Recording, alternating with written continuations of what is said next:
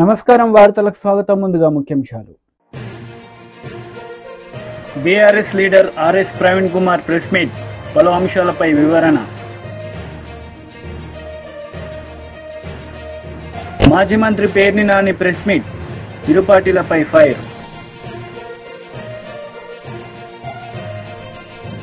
కాంగ్రెస్ నేతలు మీడియా సమావేశం నిర్వహించారు. ఈ సందర్భంగా పలు అంశాలపై వారు మాట్లాడారు.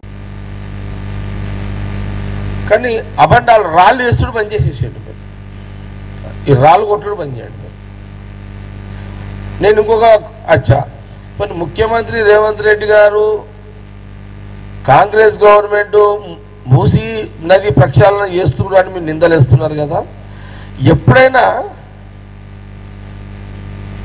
మీరు గంగా నది ప్రక్షాళన చేస్తామని అన్నప్పుడు మీరు అవినీతి చేస్తారు, మోడీ గారు అవినీతి కోసమే గంగానది ప్రక్షాళన అంటుండని అని ఎప్పుడైనా అక్కడ మా రాహుల్ గాంధీ గారు కానీ మా రాహుల్ గాంధీ గారి కింద మాలాంటి నాయకులం ఎప్పుడన్నా మేము మోడీ గారి గురించి ఎప్పుడన్నా నింద చేసిన మాటలు?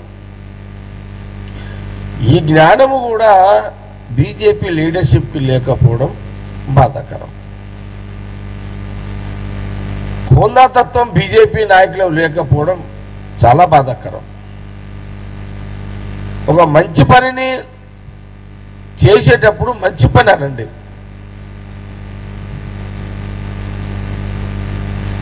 ఇక మీరు గంగా నదిలో మోడీ గారు అవినీతి చేసిండు అని మీరు ఒప్పుకుంటే దీని గురించి అప్పుడు మేము క్లారిటీ ఇచ్చేస్తున్నాం.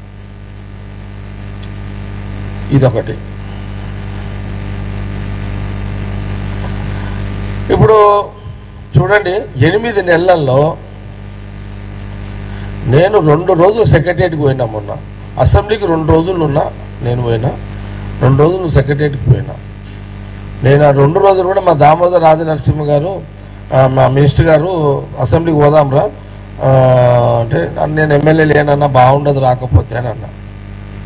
ఏం కాదురా, నువ్వు నన్ను మన 3 జిల్లాలు సంగారెడ్డి జిల్లా పరిషత్, సంగారెడ్డి మనకు మెదకు సిద్దిపేట, మనము 3 జిల్లా పరిషత్తులు గెలవాలి ఈసారి. నువ్వు నాడు సీఎం రేవంత్ రెడ్డి తోటి నరేందర్తో మాట్లాడదాంపా టైం దొరికితే అని నన్ను బండి ఎక్కించుకొని అసెంబ్లీకి వచ్చాడు. నేను వచ్చినాక అక్కడ చూసినా కదా అసెంబ్లీలో, నేను గతంలో బీఆర్ఎస్ గవర్నమెంట్ ఉన్నప్పుడు నేను ఎమ్మెల్యేగా ఉన్నా కదా, అప్పటికి ఇప్పుడు వ్యత్యాసం చూసాను నేను. అసలు మా మినిస్టర్స్ ఎవరి శాఖలలో వాళ్ళు ఎంత బిజీ ఉన్నారు. ఎందుకున్నారంటే ఇక్కడ ఈ కాంగ్రెస్ గవర్నమెంట్లో ముఖ్యమంత్రి రేవంత్ రెడ్డి గారి పని సీఎంగా ఆయన పని ఆయన చేస్తున్నాడు, డిప్యూటీ సీఎంగా ఈయన పని ఈయన చేస్తున్నాడు. బట్టి విక్రమార్క, ఉత్తమ్ కుమార్ రెడ్డి గారు ఇరిగేషన్ ఆయన పని చేసినాడు. అసలు మినిస్టర్లు అందరూ చూసిన అంతా కూడా అరే బయటో భాయ్ క్యా గడబడ కర్ రే బయటకు భీ, అర్థమైందా? అసలు ఈ మినిస్టరు ఎక్కడ చూసినా ఎవరు ఏ ప్రశ్న అడిగినా, ఏ అపోజిషన్ పార్టీ ప్రశ్న అడిగినా ఆ అసెంబ్లీలో హోందాగా ప్రవర్తించారు. హోందా తత్వం లేని అసెంబ్లీ సమావేశాలు ఎప్పుడు జరిగినాయి అంటే 10 ఏళ్ల కాలంలో కేసీఆర్ గారు ముఖ్యమంత్రిగా ఉన్నప్పుడు.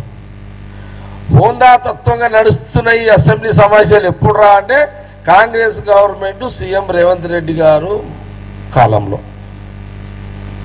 హోందాగా నీట్గా ప్రశ్నలకు జవాబులకు ప్రశ్నలు, ప్రతిపక్షాలకు గొంతు, ఇంత సిస్టమేటిక్గా అసెంబ్లీ సమావేశం జరిగింది. నేను మన సెక్రటరియట్లు ఈ మధ్యలో సెక్రటరియట్కి పోతున్నా. నా సంగారెడ్డి కాన్స్టిట్యూన్సీ సంబంధించింది ముఖ్యమంత్రి గారికి కానీ మన మినిస్టర్స్ అందరికీ రిప్రజెంటేషన్ ఇచ్చిన కొంత ఫాలోఅప్ చేస్తున్నాను. అసలు సెక్రటరియట్ కలకలకలకలాడుతున్నది. పోయిన 10 ఏళ్ల కాలంలో సెక్రటరియట్లో కింద చాలా మంది ఏమంటున్నారంటే అక్కడ పార్కింగ్ జాగ దొరుకుతలేదంట. సెక్రటరియట్లో పార్కింగ్ జాగ దొరుకుతలేదు. ఎందుకు దొరుకుతలేదు అంటే అంతమంది స్వేచ్ఛగా సెక్రటరియట్లోకి వస్తున్నారు. ఎవరు పనులు వాళ్ళు శాఖలలో పోతున్నారు, కన్సల్ట్ డిపార్ట్మెంట్లో పోతున్నారు, పనులు చేసుకుంటున్నారు. ఎంటైర్ ఆల్ మినిస్టర్స్, క్యాబినెట్ మినిస్టర్లు, మా కాంగ్రెస్ మినిస్టర్లు అందరూ అక్కడ మరి సెక్రటరియట్ టైం పెట్టుకొని కూర్చుంటున్నారు. అడంతా గంటలు గంటలు కూర్చుంటున్నారు. రాత్రి 8, 9, 10. నిన్న బట్టి విక్రమార్క సండే రోజు రివ్యూస్ చేసిండు. 3-4 డిపార్ట్మెంట్ బట్టి Vikramarka, finance department, electricity department, 2, 3. ఇప్పుడు రేపు 15 లోపల ఇవి ఇంకా బ్యాలెన్స్ చేయాలి కదా, 2 లక్షలు. దాన్ని రివ్యూ. నేను ఒకరోజు శ్రీధర్ బాబు గారిని చూసిన ఇండస్ట్రియల్ మినిస్టర్గా. ఇట్లా మనం ఒక శాఖని కాదు, ఏ శాఖలో చూసుకున్నా ఈ ఉద్యోగాలకు సంబంధించి ఒక కమిటీ చేసిరు మనకు ముఖ్యమంత్రి గారు. దాని కమిటీ చైర్మన్ దామోదర్ గారు, శ్రీధర్ బాబు గారు, సీతక్క, చాలా మంది ఉన్నట్టున్నారు, పొన్న ప్రభాకర్. నేను మన దామోదర్ గారు క్యాబినెట్ ఆయన చాంబర్ ఆయన బంగ్లాకు పోయి చూసిన. అసలు ఎంటైర్ ఆల్ డిపార్ట్మెంట్స్ ఎవరంటే వాళ్ళు వచ్చి దరఖాస్తులు ఇచ్చుకునే పరిస్థితిలో మంత్రుల భవనాలు యాక్టివిటీ అయిపోయినాయి. సరే, కొందరు పనులు అయితే, కొందరు కావు, కొందరు లేట్ అయితే, కొందరు ముందు అవుతాయి, అందరు ఒకటేసారి కాకపోవచ్చు. టీడీపీ లీడర్ మీడియా సమావేశం నిర్వహించారు. ఈ సందర్భంగా పలు అంశాలపై ఆయన మాట్లాడారు. ప్రమాణ స్వీకారాన్ని జూన్ 9 ఏర్పాటు చేసుకుంటాను ప్రగల్భాలు పలికి తీరా రిజల్ట్స్ వచ్చేసరికి పిచ్చెక్కిన జగన్మోహన్ రెడ్డి గారు తనకి ఏదైతే ఒక మాజీ ముఖ్యమంత్రికి భద్రత ఎంత ఉంటుందో అంతే కల్పిస్తామంటున్నట్టు పోలీసు వర్గాలు. లేదు, నాకు భద్రత 986 మందితోటి బహుశా ఉత్తర కొరియా అధ్యక్షుడు తలదన్నట్టుగా ఉన్నటువంటి భద్రతను ఏర్పాటు చేసుకున్న స్పెషల్ పోలీస్ ఏదైతే సెక్యూరిటీ గ్రూప్ యాక్ట్తో ఏర్పాటు చేసి ఒక యాక్ట్, దాంతో 986 మందిని సెక్యూరిటీ ఏర్పాటు చేసుకుని బహుశా ఎవరికి కూడా లేనటువంటి సెక్యూరిటీని ఏర్పాటు చేసుకుని అది నాకు ఇప్పుడు కావాలంటారు. దాన్ని ఇవ్వలేదు కాబట్టి పోలీసు వర్గాలు ఒక మాజీ ముఖ్యమంత్రికి ఏదైతే ఉంటుందో అదే సెక్యూరిటీ ఇస్తామంటున్నారు, అదే ఏర్పాటు చేస్తున్నారు. సహజంగా ఒక వీఐపీ భద్రత అంటే 100 మంది దాకా ఉంటారు అన్ని షిఫ్ట్లు కలుపుకొని. కానీ జగన్మోహన్ రెడ్డి గారికి 900 మంది పైచిలకు భద్రత కావాలంటారు. అది ఇవ్వలేదు కాబట్టి నన్ను అంతమంది కుట్ర చేస్తారంటారు. అయ్యా జగన్మోహన్ రెడ్డి గారు, ఒకటే సూటి ప్రశ్న, మీరే హత్యలు చేసి ఉన్నారు తప్ప ఈ రాష్ట్రంలో హత్య రాజకీయాలని రాష్ట్రానికి అలవాటు చేసింది, ఈ రాష్ట్రానికి తెలియజేసింది, ఈ రాష్ట్రంలో ఏర్పాటు చేసింది మీరు, మీ తండ్రి గారు, మీ కుటుంబం తప్ప తెలుగుదేశం పార్టీకి ఏ రోజు నుంచి కూడా, పార్టీ ఆవిర్భావం నుంచి కూడా తెలుగుదేశం పార్టీకి ఆ సంస్కృతి లేదు, తెలుగుదేశం పార్టీ ఆలోచన లేదు. అందున ప్రస్తుతం మన ముఖ్యమంత్రి జాతీయ తెలుగుదేశం పార్టీ అధ్యక్షులు మాన్యశ్రీ చంద్రబాబు నాయుడు గారు అభివృద్ధి ధ్యేయంగా పనిచేసే అలవాటు తప్ప ఇలాంటి కుట్ర రాజకీయాలు కానీ, హత్యా రాజకీయాలు కానీ, దుర్మార్గ రాజకీయాలు కానీ, లేకపోతే ప్రజల్ని ఎలిమినేట్ చేసేటువంటి పరిస్థితి లీడర్స్ అలాంటి అలవాటు లేదు. నీ కాలంలో 5 సంవత్సరాల్లో 2000 మంది తెలుగుదేశం పార్టీ కార్యకర్తల్ని పొట్టన పెట్టుకున్నావు. చివరి ఆఖరికి నీ ఎంపీని కూడా జైల్లో పెట్టి కొట్టించిన సందర్భం. కానీ హత్యా రాజకీయాలు నువ్వు నేర్పుతున్నావు, హత్యా రాజకీయాలు నువ్వు చేస్తున్నావు తప్ప ఎవరు కూడా తెలుగుదేశం పార్టీ ఆనవాయితీ లేదు, అది తెలుగుదేశం సంస్కృతిలో కూడా లేదు. మీరు ఇవాళ ఏదో విధంగా అబాస్పాలు చేయాలి తెలుగుదేశం పార్టీని. ఓడాం కాబట్టి ఇది ఎట్లో గట్లా ప్రజల మీదకి నెట్టాలి ఈ ప్రభుత్వాన్ని. ఎందుకంటే ప్రభుత్వంగా ఈ 2 నెలల్లోనే ప్రజలకు జవాబుదారీతనంగా, అత్యంత బాధ్యతాయుతంగా 5 సంవత్సరాల ధ్వంసమైన పరిపాలన 2 నెలల్లోనే గాడిన పెట్టి ప్రజల ఆమోదాన్ని, ప్రజల హర్షాతిరేకాల మధ్య చంద్రబాబు నాయుడు గారు పరిపాలన చేస్తుంటే ఇవాళ అది ఓర్చుకోలేని నువ్వు నన్ను అంతమొందించడానికి జనం నవ్వుకుంటున్నారు.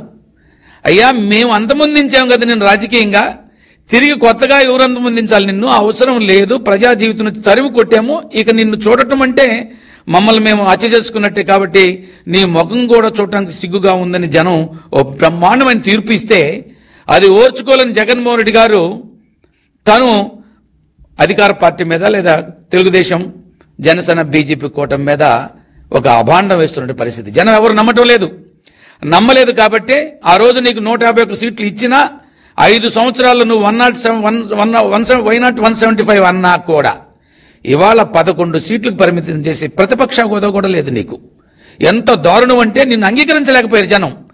కానీ తమరు ఇంకా అర్థం చేసుకోకుండా, ప్రజాభిప్రాయాన్ని అర్థం చేసుకోకుండా, ప్రజలు ఏం కోరుకుంటున్నారో, ఎలాంటి పరిపాలన కావాలనుకుంటున్నారో, ప్రజలు ఎలాంటి నాయకుడు కావాలనుకుంటున్నారో ఆ నాయకుడిని ఎన్నుకొని ఆయన ద్వారా పరిపాలన చవిచూస్తున్నటువంటి పరిస్థితి. కానీ తమకి బాధగా ఉంది. నీ చెల్లెళ్ళు నేను రాష్ట్రంలో కోరుకున్నారు, మాకు రక్షణ కల్పించండి జగన్మోహన్ రెడ్డి గారిని గురించని. ఒక పక్కన షర్మిల గారు, మరో పక్క సునీత గారు సొంత తండ్రిని కోల్పోయి అన్న మా నాన్నను చంపేశారు చూడంటే ఉదయం పూటేమో గుండెపోటు అన్నావు, సాయంకాలానికి గొడ్డలి పోటు అన్నావు, 3 సెకండ్ మరుసటి రోజు ఉదయంకి వచ్చేసరికి నారాసుర రక్త చరిత్ర చంద్రబాబు నాయుడు గారు అది చేయించారన్నావు. ప్రజలు అర్థం చేసుకున్నారు. హైకోర్టులు ఏం చెప్పినాయి, లేదా సిబిఐ, అసలు సిబిఐతో ఎంక్వైరీ చేయించమన్నావు. నువ్వు ప్రభుత్వంలోకి వచ్చినాక సిబిఐ ఎంక్వైరీ పని లేదన్నావు. కోర్టుల్లో ఒక ఆర్డర్ తెచ్చుకున్నావు, దీని గురించి చర్చించకూడదు అని. అంటే ప్రతి క్షణం నువ్వు ఈ రాష్ట్ర ప్రజలు అమాయకులు, ప్రజలు అర్థం చేసుకోలేరు, ప్రజలకు అవగాహన లేదు, ప్రజలకు జ్ఞాపక శక్తి లేదు, ప్రజలు నేనేం చెబితే తింటారు. ఎందుకంటే ఒక మోసగాడిని, హత్యా రాజకీయాల్లో రాటు తేలినటువంటి వాడిని, ఆ రోజు పరిటాల రవి లాంటి వారిని కూడా అంతమొందించినటువంటి కుట్రలో భాగస్వామిని, నన్నే నమ్మి ఓటేసి 151 సీట్లు తెచ్చినటువంటి జనాన్ని ఎలాగైనా మోసం చేయొచ్చు. ఒకసారి ఈ మోసంని ప్రజలు అర్థం చేసుకుని తిరగొట్టారు. అయినా కూడా మరొకసారి మోసం చేయాలనే ఉద్దేశంతో నువ్వు చేస్తున్నటువంటి ప్రయత్నాలు ఏవైతున్నాయో ప్రజలు హర్షించే స్థితిలో లేరు, అంగీకరించే స్థితిలో లేరు. నీ హత్యా రాజకీయాలను జనం అర్థం చేసుకున్నారు. నువ్వెంత దుర్మార్గుడువో ఆఖరికి చెల్లి, తల్లి అందరూ కూడా రోడ్ల వెంబడి తిరగాల్సిన పరిస్థితి వచ్చింది. నీ నుంచి రక్షణ వాళ్ళు కోరుకుంటున్నారు. ఇవాళ నిన్ను అంతమొందించాల్సిన అవసరం తెలుగుదేశం ప్రభుత్వానికి కానీ ఈ కూటమికి కానీ ఎటువంటి పరిస్థితి లేదు, ఆలోచన లేదు. ఆలోచన చేసే తీరిక కూడా ఇవాళ అధినాయకుడు చంద్ర బీజేపీ రాష్ట్ర అధ్యక్షుడు కిషన్ రెడ్డి మీడియా సమావేశం నిర్వహించారు. ఈ సందర్భంగా పలు అంశాలపై ఆయన మాట్లాడారు. అటు ప్రభుత్వంలో అనేక కీలక బాధ్యతలు నిర్వర్తించారు. కేంద్ర విదేశాంగ శాఖ మంత్రిగా, లోక్సభలో ప్రతిపక్ష నాయకురాలిగా, భారతీయ జనతా పార్టీ జాతీయ ప్రధాన కార్యదర్శిగా, అధికార ప్రతినిధిగా అన్ని వర్గాల ప్రజలలో మన్ననలు పొందినటువంటి మంచి నాయకత్వ పటిమ కలిగినటువంటి వ్యక్తి స్వర్గీయ సుష్మా స్వరాజ్ గారు. వారు లోక్సభలో ప్రతిపక్ష నాయకురాలిగా ఉన్నప్పుడు తెలంగాణ చివరి దశ ఉద్యమంలో వారు కీలక పాత్ర పోషించడం జరిగింది. రాష్ట్ర అధ్యక్షుడు ఆ రోజు కూడా నేను పనిచేశాను. తెలంగాణ పౌరసభల పేరుతో ఆనాడున్నటువంటి తెలంగాణలోని అన్ని జిల్లా కేంద్రాలలో తెలంగాణ ఉద్యమానికి మద్దతుగా, ఉద్యమకారులకు అండగా, తెలంగాణ రాష్ట్ర సాధన కోసం నిర్వహించినటువంటి అనేక సభలలో వారు ప్రసంగించడం జరిగింది. అంతేకాకుండా సకల జనుల సమ్మె జరిగినప్పుడు తెలంగాణ రాష్ట్రంలో ఆనాటి కాంగ్రెస్ పార్టీ ప్రభుత్వము తెలంగాణ ఉద్యమకారుల మీద, తెలంగాణ ప్రజల మీద తీవ్రమైనటువంటి పోలీస్ నిర్బంధం పెట్టి అనేక రకాల వేధింపులు చేస్తున్నప్పుడు కూడా పోలీస్ లాఠీలతో,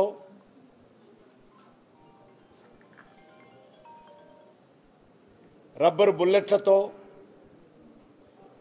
దాడులు జరిపినప్పుడు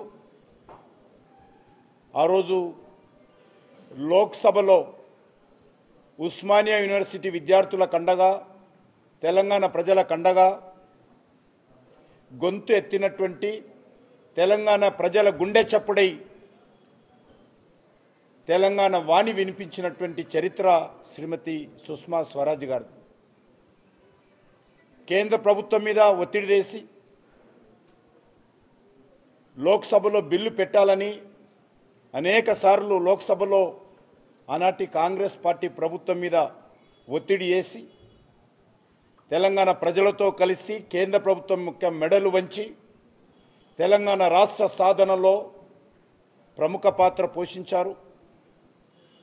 చివరకు లోక్సభలో బిల్లు పెట్టినప్పుడు ఏకైక నాయకురాలు ప్రతిపక్షం తరఫున తెలంగాణ ప్రజల తరఫున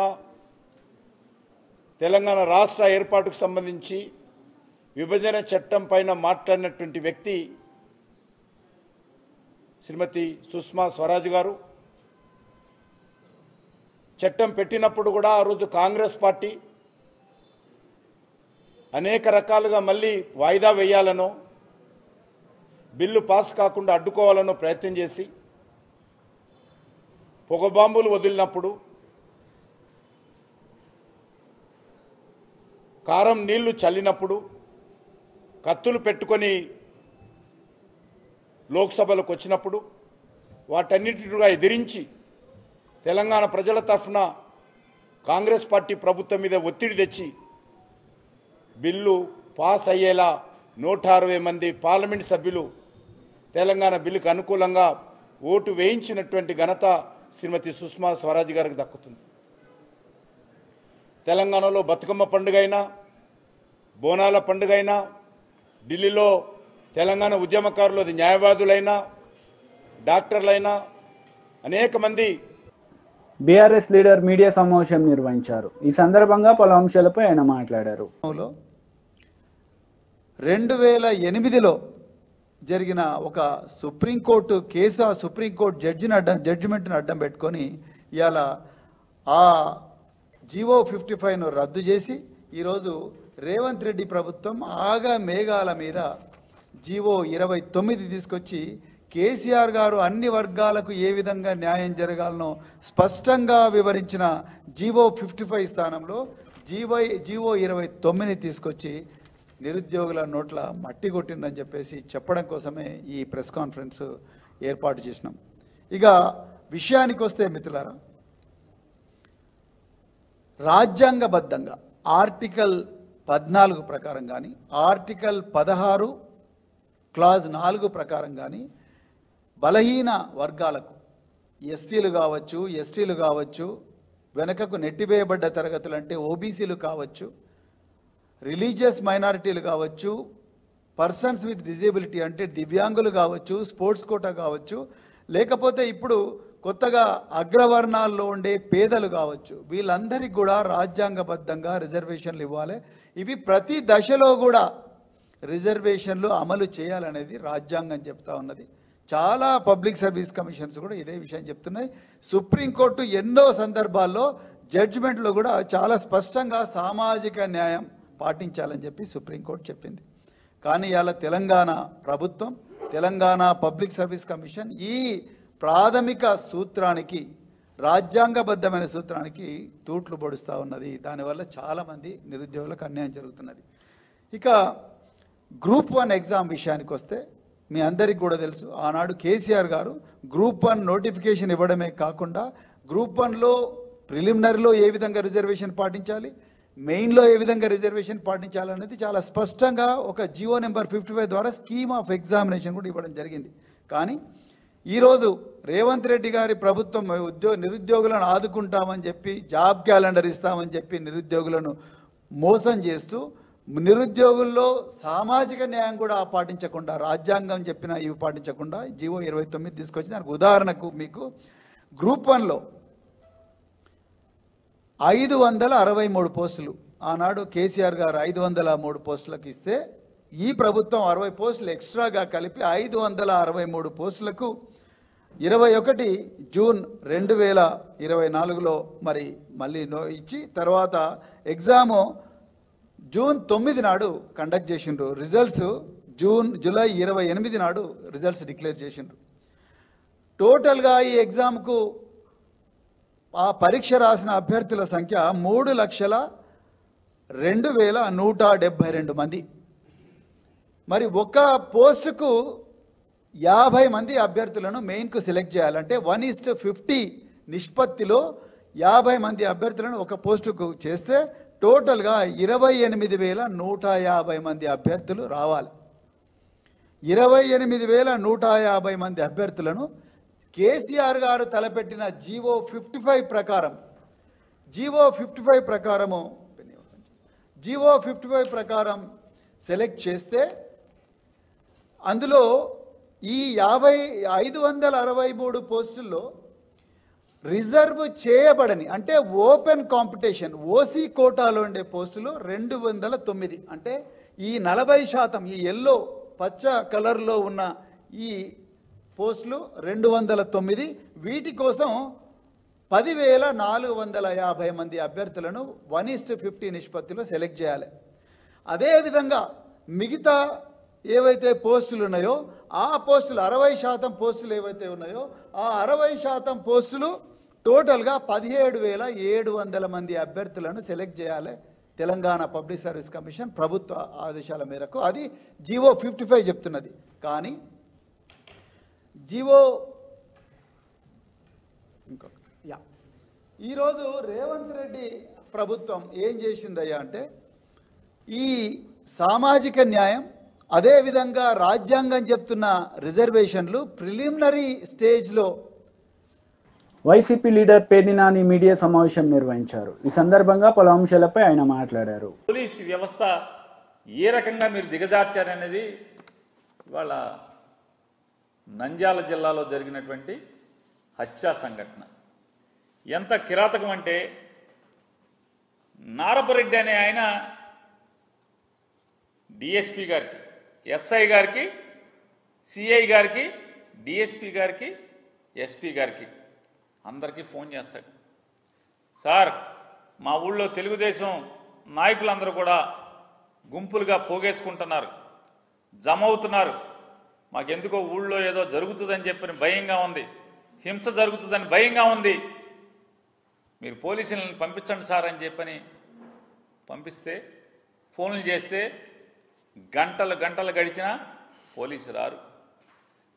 నంద్యాల హెడ్ క్వార్టర్కి, నంద్యాల జిల్లా హెడ్ క్వార్టర్కి అంటే జిల్లా ఎస్పీ ఉండేటువంటి చోటుకి, అతను బస చేసేటువంటి విధి నిర్వహణ చేస్తున్నటువంటి చోటుకి 12 కిలోమీటర్ల దూరంలో ఉన్నటువంటి సీతారాంపురం అనే గ్రామం నుంచి నారపరెడ్డి అని చెప్పని ఆయన ఫోన్ చేస్తే పోలీసు రారు. ఎప్పటికి వస్తారు? కొన్ని గంటలు గడిచిన తర్వాత ఒక ఎస్ఐ గారు, ఒక కానిస్టేబుల్ గారు, ఒక హోంగార్డ్ గారు వస్తారు. వచ్చి ఏం చేస్తారా అంటే ఈ నారపరెడ్డికి చెప్తారు, నువ్వు ఇక్కడ ఉండబాకు, నిన్ను చంపేస్తారు, మేము ఆపలేం, నువ్వు వెళ్ళి పోలీస్ స్టేషన్లో దాక్కో, నువ్వు అర్జెంట్కి వెళ్ళిపో పోలీస్ స్టేషన్కి, నువ్వు పోలీస్ స్టేషన్కి వెళ్ళిపోయి స్టేషన్లో కూర్చుని నాకు సెల్ ఫోన్లో ఫోటో తీసి వాట్సాప్లో నాకు పంపించు, నువ్వు వెళ్ళిపో ఇక్కడి నుంచి. విన్నామా మనం ఎక్కడన్నా? ఎప్పుడన్నా ఏ ప్రభుత్వంలో అయినా విన్నామా? ఈ రెడ్ బుక్ రాజ్యాంగంలో ఇది జరుగుతుంది.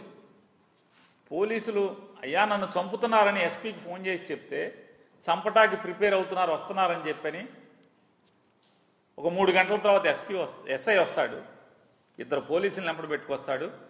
నేను నిన్ను ఆపలేను, నువ్వు వెళ్ళిపో ఇక్కడి నుంచి. ఎస్ఐ గారు, ఒక పోలీసు సబ్ ఇన్స్పెక్టర్ గారు, నిన్ను కాపాడలేను, నిన్ను చంపేస్తారు, నువ్వు వెళ్ళిపో పోలీస్ స్టేషన్కి. పోలీస్ స్టేషన్కి వెళ్ళిపోయి నాకు వాట్సాప్లో ఫోటో దిగి నాకు పంపించు. రెడ్ బుక్ రాజ్యాంగం పోలీసు ఎలా ఉందో చూసుకోండి ఒకసారి. పాపం ఈ నారపరెడ్డి గారు పోలీస్ స్టేషన్కి వెళ్ళిపోతే ఈలోపు మొత్తం స్వైర వ్యవహారం. శ్రీనివాసరెడ్డి అనేటువంటి రౌడీ షీటరు, శ్రీనివాసరెడ్డి అనేటువంటి ఒక గూండా మందిని వేసుకుని, రౌడీ షీటర్లను వేసుకుని, కిరాతకులను వేసుకుని ఊరేగింపుగా కత్తులతో రాడ్లతో ఊరంపట ఊరేగుతూ బయలుదేరి ఎవరైతే ఈ నారపరెడ్డి ఇంటికి వస్తూ దారిలో నారపరెడ్డి లేడు, పోలీస్ స్టేషన్కి ఎస్ఐ పంపించేశాడని చెప్పని కౌరు తెలుసుకుని మనం ఎవడొకడిని చంపాలని వచ్చాం కాబట్టి నారపరెడ్డి తప్పుకుంటే ఎవడొకడిని వేసేయాలని చెప్పని సుబ్బారాయుడు అనేటువంటి ఒక అమాయకుడు అనేటువంటి వైఎస్ఆర్ కాంగ్రెస్ పార్టీ నికార్సైన కార్యకర్తని హత్య చేయటం, అడ్డొచ్చిన అతని భార్యను కూడా పొడవటం, కత్తులతో పొడవటం. ఇది నిన్న వార్తలు ముగించే ముందు ముఖ్యాంశాలు మరోసారి. BRS leader RS Praveen Kumar press meet, పలు అంశాలపై వివరణ. మాజీ మంత్రి పేర్ని నాని ప్రెస్ మీట్, ఇరు పార్టీలపై ఫైర్.